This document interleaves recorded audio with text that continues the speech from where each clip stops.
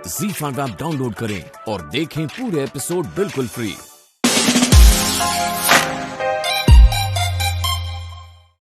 भी आमंत्रित थे।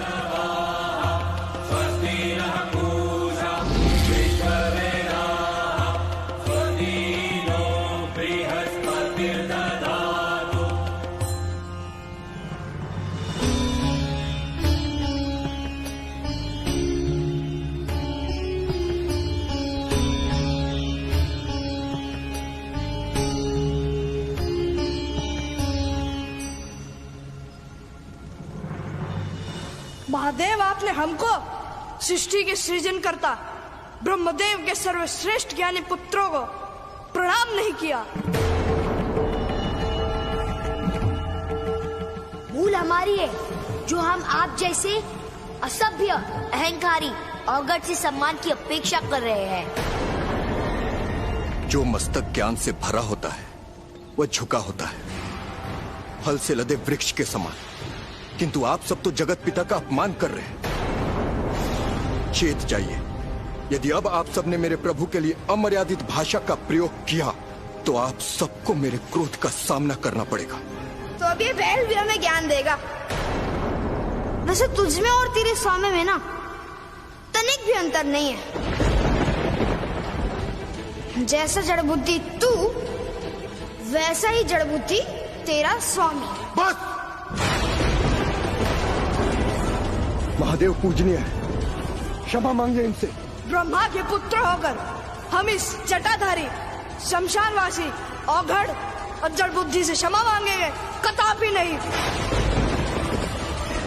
मूर्ख अहंकारी सनत कुमारों, तुम सब उन ऊंटों की भांति हो जिसने कभी पर्वत देखा ही नहीं।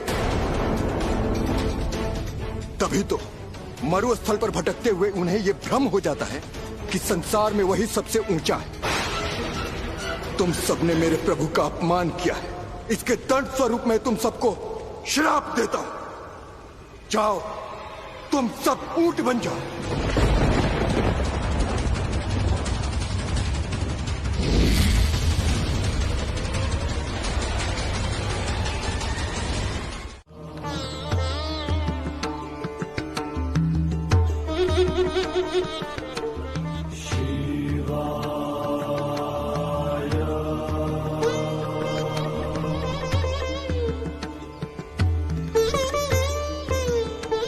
माता,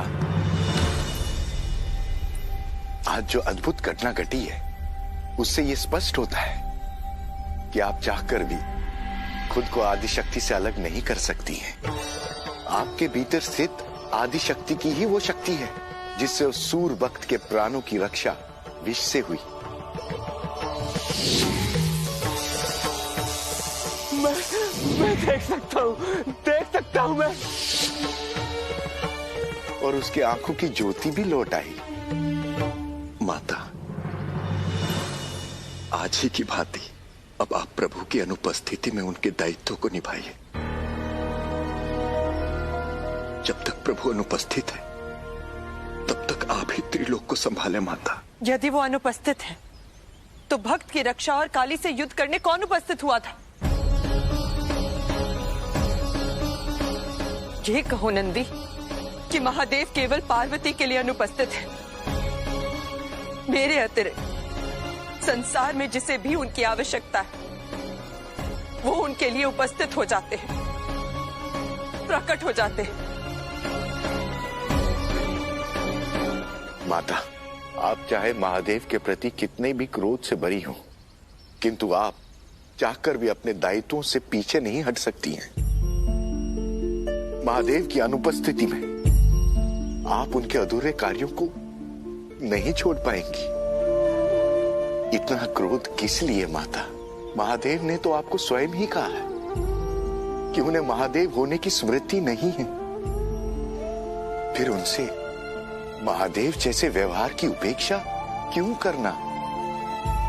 क्रोध को त्याग दीजिए माता और बाल शिव के आने की प्रतीक्षा कीजिए। मुझे पूर्ण विश्वास है कि उनके समक्ष आपका सारा क्रोध दूर हो जाएगा और आप आनंद के सागर में डूब जाएंगी।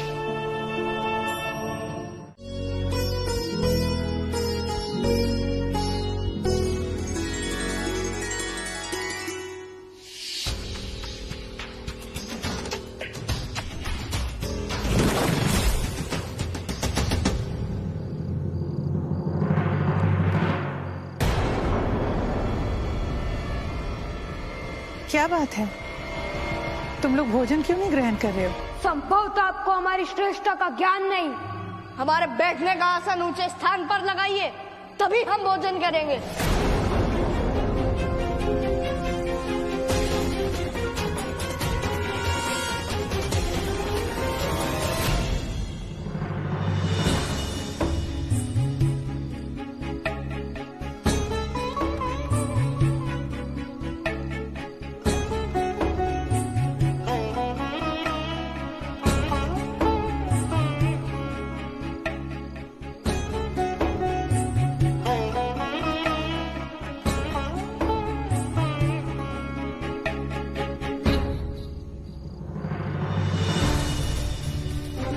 आप अपने जूते पत्थर उठा लीजिए।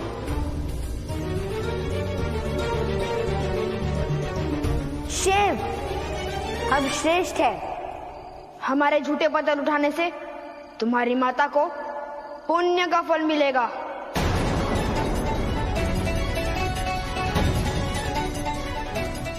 अपनी माता से कहिए हमारे झूठे पत्थर उठा लेंगे।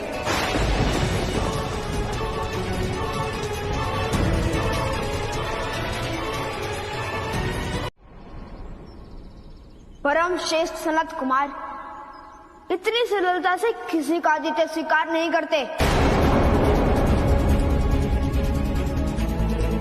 हमारा आतिथ्य सत्कार करने का सौभाग्य आपको तभी मिलेगा जब आप हमारी कुछ शर्तें मानेंगी। कैसी शर्तें? कि आप हम पर कभी क्रोधित नहीं होगी। आप हमारी समस्त इच्छाओं को किसी भी मूल्य पर पूरा करेंगे। और सबसे महत्वपूर्ण शर्त, आप हमारी कोई भी बात बाल शिव को नहीं बताएंगे। और यदि आपको हमारी यह शर्त स्वीकार है, तभी हम आपके इस छोटे से घर में प्रवेश करेंगे। देवी सरस्वती, मैं आपको वचन देती हूँ, मैं आपके पुत्र का दायित्व निभाऊंगी। ठीक है, मुझे ये शर्तें स्वीकार है। आइए, घर में प्रवेश कीजिए।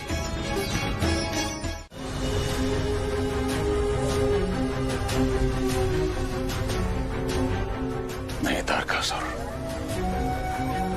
तुम्हारा प्रयास व्यर्थ है। यदि भस्मासुर की भस्म अभी तक अस्तित्व में होती ना, तो हमें अवश्य दिखाई देती। प्रतीत होता है कालांतर में वायु के साथ बहकर वो संसार की मिट्टी में सदा सदा के लिए विलीन हो गई। नहीं गुरुदेव, कदापि नहीं। जब कामदेव की भस्म विलीन मिट्टी में नहीं हो सकती,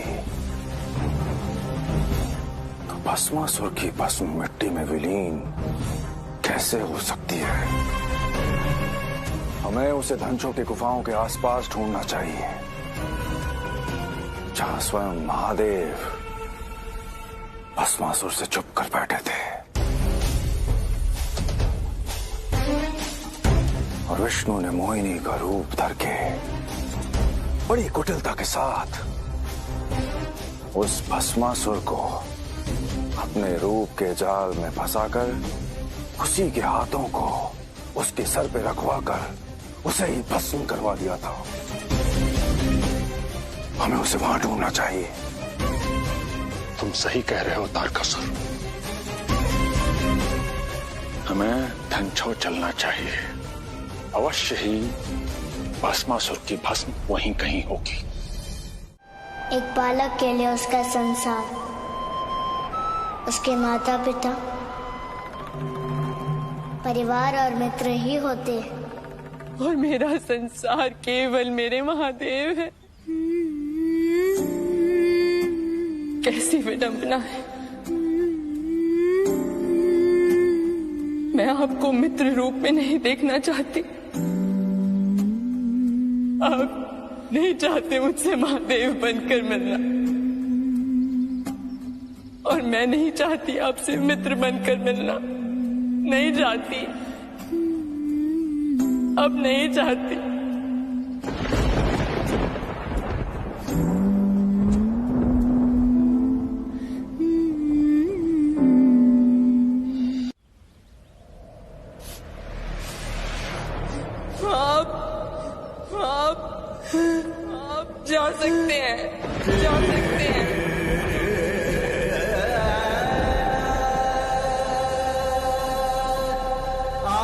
मेरा आपके पाल स्वरूप से कोई संबंध नहीं है, कोई संबंध नहीं है।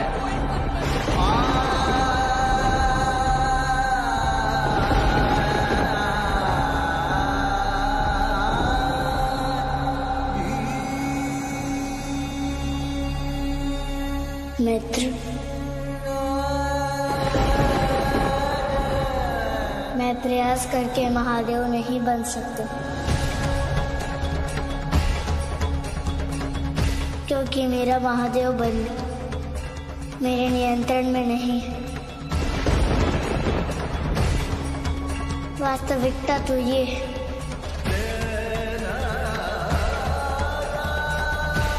कि मेरी शक्ति से परे है मेरा महादेव बनना। अभी आप क्रोधित हैं, इसलिए आप मेरी व्यवस्था और इस तथ्य को नहीं समझ पा रहे। जा रहा हूँ मैं, जा रहा हूँ मैं, परंतु पुनः आऊं, कदाचित तब आप मुझे समझ पाएंगे।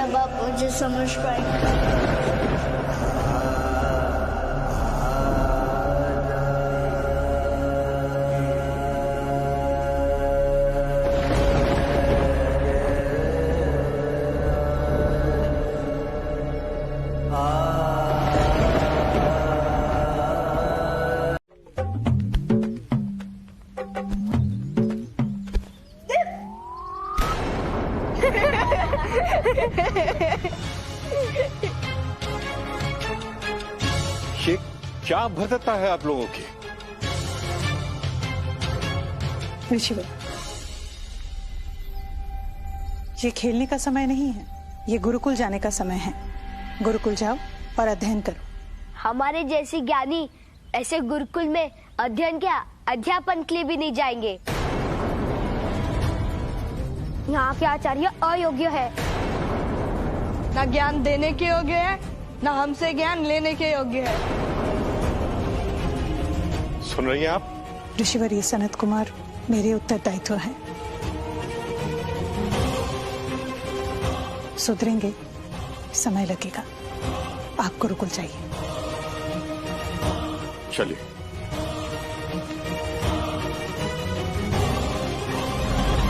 शीघ्र भोजन दीजिए।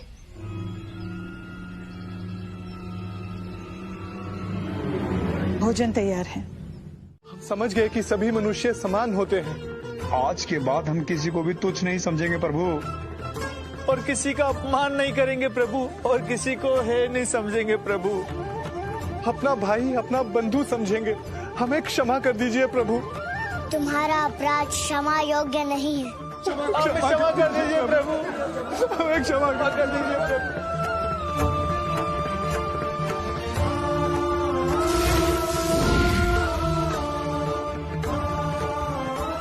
प्रभु, प्रभु, इन्हें क्षमा कर दीजिए प्रभु, ये सब हमारे अग्रज हैं।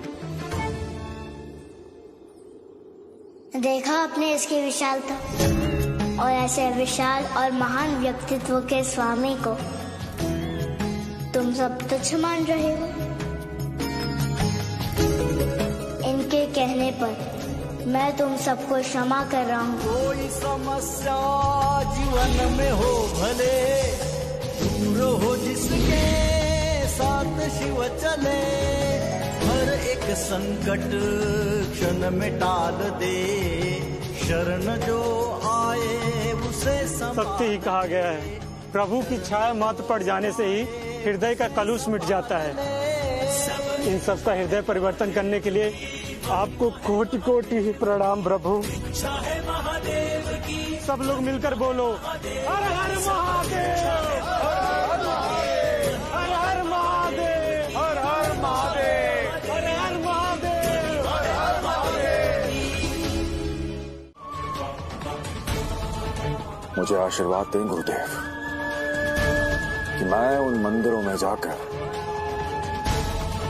उन पंच तत्वों की शक्तियों को सफलतापूर्वक ला सकूं, ताकि आप शीघ्र एक महाअसुर को जन्म दें और उस अत्याचारी इंद्र को दंड दें। किंतु स्मरण रहे तारकासुर, इस कार्य में मंदिरों को कोई क्षति नहीं होनी चाहिए। यदि तुमने अपनी सफलता को पाने के लिए मंदिरों को किसी प्रकार की कोई भी हानि पहुंचाई तो मैं किसी भी महासुर को पुनर्जीवित नहीं करूंगा। मैं ऐसा कदापि नहीं करूंगा गुरुदेव। तुम्हारे लिए यही उचित होगा।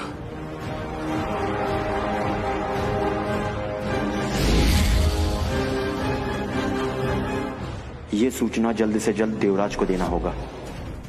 क्या? हाँ देवराज, भस्मासुर की भस्म से एक नए महासुर को जन्म देने के लिए तारकासुर पंच महाभूतों की शक्तियों को शिव के पंच महाभूत मंदिरों से प्राप्त करने के लिए प्रस्थान करने वाला है। देवराज, हमें तत्काल उसे रोकना होगा। यदि त्रिदेवों की अनुपस्थिति में भस्मासुर जैसा एक महाअसुर जीवित हो गया तो सर्वनाश हो जाएगा। आप लोग चिंतित ना हो, माता पार्वती और बाल शिव हमें संकट से उबार लेंगे। और ये तो प्रमाणित सत्य है कि संकट काल में बाल शिव के अंत से महादेव प्रकट होते हैं।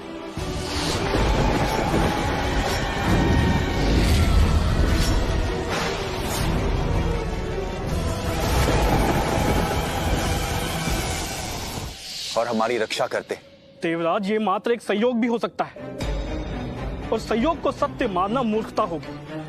और हमें इस बात पर विचार करना चाहिए, यदि महादेव तब प्रकट न हुए तो हम क्या करेंगे। यदि भस्मासुर जैसा कोई महाअसुर जीवित हो गया तो वो आपके सिंहासन पर ही अधिकार जमाएगा। देवराज, दक्षिण क्षेत्र में स्थित उन पंच महाभूतों के मंदिरों में ही संपन्न करूंगी। और उन मंदिरों में वास करने वाली पंच महाभूतों की शक्तियों की सुरक्षा तारकासुर से अवश्य करूंगी। और उन मंदिरों के सुरक्षित भविष्य का भी उपाय निकालूंगी। हमें ज्ञात है माता कि आप बाल शिव से रुष्ट हैं। यदि इस संकट काल में आप बाल शिव को अपने साथ ले जाएंगे तो मंदिरों की सुरक्षा सुनिश्चित हो जाएगी। आप मेरा अपमान कर रहे हैं इंद्रदेव। क्षमा करें माता, चिंता के कारण शब्दों पर नियंत्रण नहीं रहा और मुख से। आप चिंतित ना, महादेव के बिना भी पार्वती उन्मंद। क्षमा कीजिए माता, मैं अपनी बातों को आपके सामने स्पष्ट रूप से व्यक्त नहीं कर पाया। कौन सी बात? माता, पंच महाभूत महादेव का मंदिर है, इसलिए महादेव का वहां होना अनिवार्य है।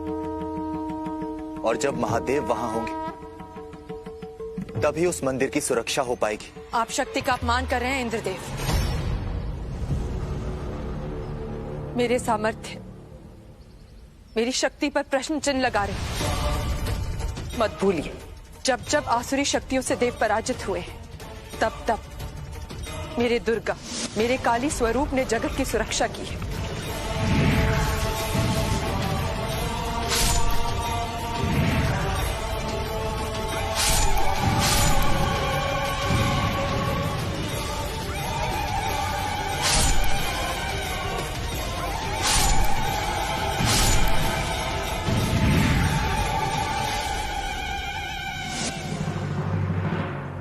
आप सत्य कह रही हैं माता। फिर भी आप कह रहे हैं कि महादेव की सहायता के बिना मैं उन पंच महाभूत के मंदिरों की सुरक्षा करने में असमर्थ हूं। क्षमा कीजिए माता, मैं आपकी शक्तियों की उपेक्षा नहीं कर रहा हूं। मैं केवल इतना चाहता हूं कि महादेव की उपेक्षा ना हो, क्योंकि महादेव की उपेक्षा महादेव का अपमान होगा। बहन पार्वती, देवराज इंद्र सही कह रहे हैं। तुम्हें महादेव को अपने साथ ले जाना चाहिए।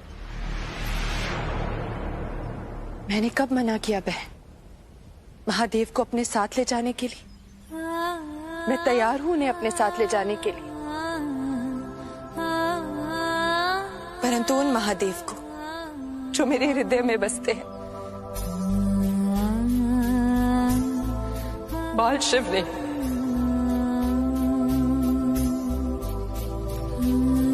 जो सब कुछ ज्ञात होने के पश्चात भी मेरे मित्र बने बैठे। बहन पार्वती, उनकी स्मृति लुप्त होने के बाद भी बालशिव ही महादेव है, और जो तुम्हारे हृदय में है वो बालशिव में भी है। संसारी समस्याओं को सुलझाने में हमें निजी समस्याओं को बाधक नहीं बनने देना चाहिए बहन। मेरा निर्णय अटल है। मैं पंच महाभूतों के मंदिरों की सुरक्षा के लिए बालशिव की सहायता कदापि नहीं लूंगी।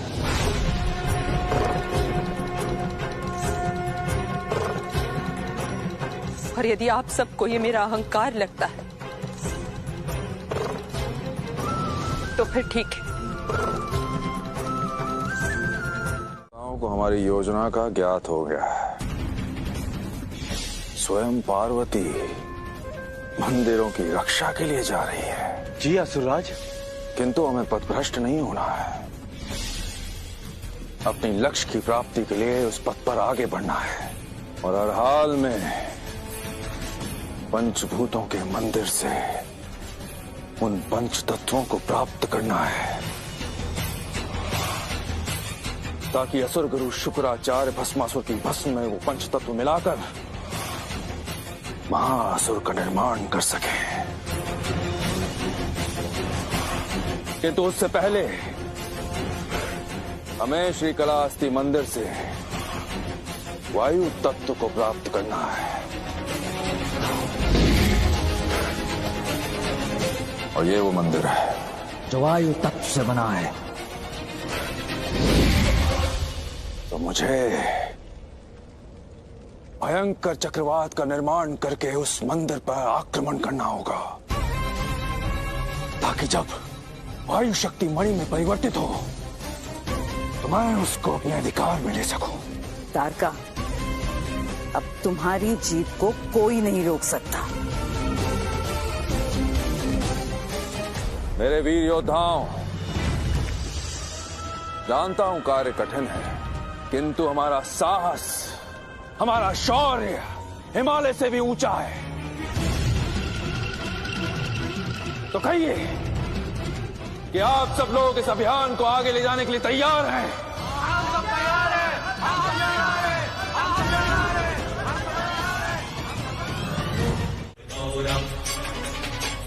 करुणावतारम संसारसारम भुजगेन्द्रहारम सदा वसंतम हृदयारविंदे त्वं भवानी सहितं नमामि। कर्पूरगौरं करुणावतारं संसारसारं भुजगेन्द्रहारं सदा वसन्तं हृदयारविन्दे त्वं भवानी सहितं नमामि। नारायण नारायण। प्रणाम माता।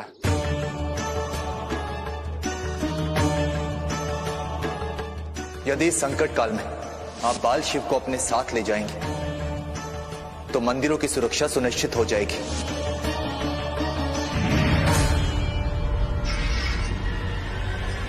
इस बार इस पार्वती की पूजा को मैं भंग करूंगी अपनी मायावी शक्ति से।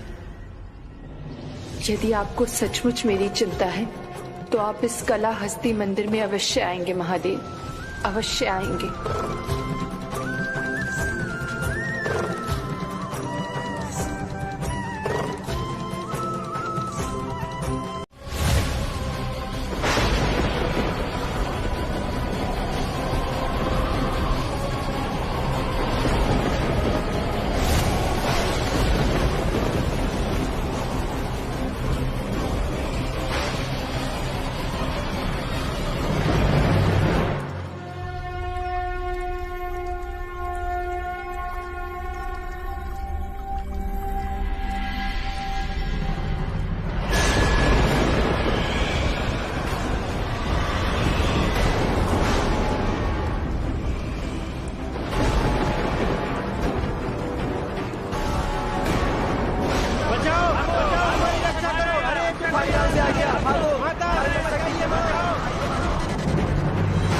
जैसे ही वायु की शक्ति मणि रूप में प्रकट होगी, लेकर अविलंब चली जाऊंगी यहाँ से।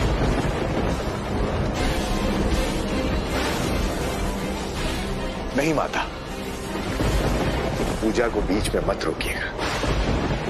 बचाओ, बचाओ, हमारी रक्षा करो। ओम नमः शिवाय।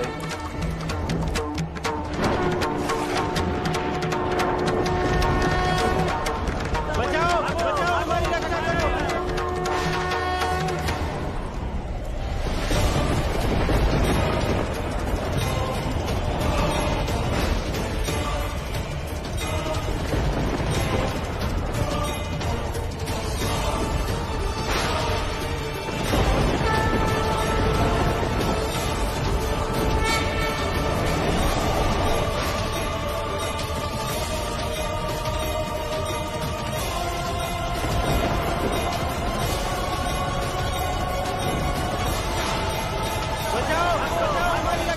माता, किसी भी परिस्थिति में पूजा से उठिएगा मत। ओम नमः शिवाय, नमः शिवाय, ओम नमः शिवाय, नमः शिवाय।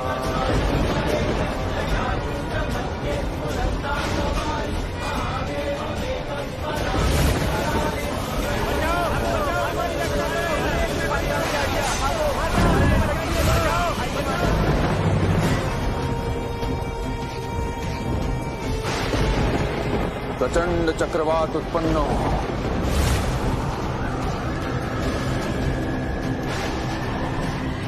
और इस बार असफलता नहीं।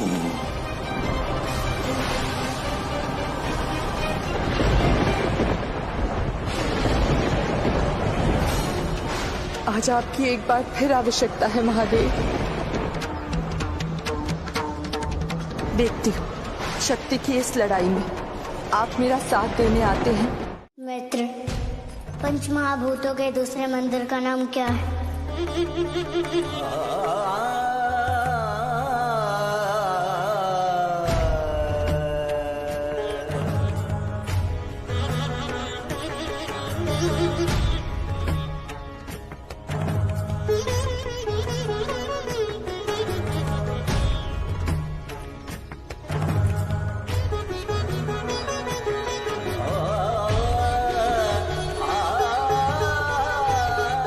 प्रभु,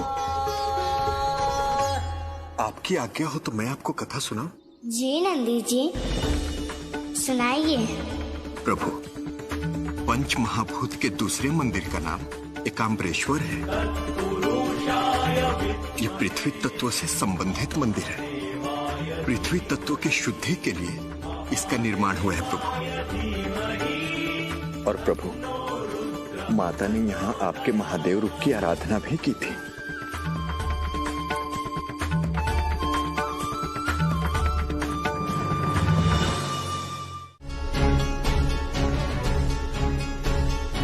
सुना है बालशिव ध्यान करता है यहाँ। हाँ, तभी तो यहाँ इतनी शांति है। चलो हम सब भी ध्यान करते हैं। हाँ चलो। माता, आप? प्रणाम माता। माता। पुत्रों, तुम सब यहाँ ध्यान करने नहीं बल्कि ध्यान रखने आए हो कि कितने शीघ्र तुम्हारे पिता ब्रह्मदेव, नारायण और महादेव को देवी अनुसुईया मुक्त करती हैं। त्रिदेव को बंदी बनाकर रखा गया है। ऐसे में यदि तुम लोग ध्यान करोगे तो उचित नहीं होगा। परंतु हम करें क्या माता? देवी अनुसुईया की कठिनाई बढ़ाओ। और जब तुम ऐसा करोगे तो वो त्रिदेव को मुक्त करेंगी। उचित है माता। अब हमें आज्ञा दीजिए माता।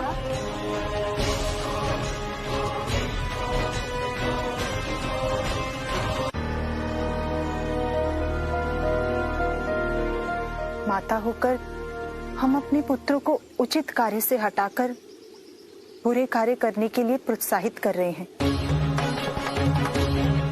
हाँ बहन, ये एक माता के द्वारा दिया जाने वाला बुरा संस्कार है। परंतु जब प्रश्न त्रिलोक के सुख और अस्तित्व का हो तो सब कौन हो जाता है। ZEE5 ऐप डाउनलोड करें और देखें सारे एपिसोड्स बिल्कुल फ्री।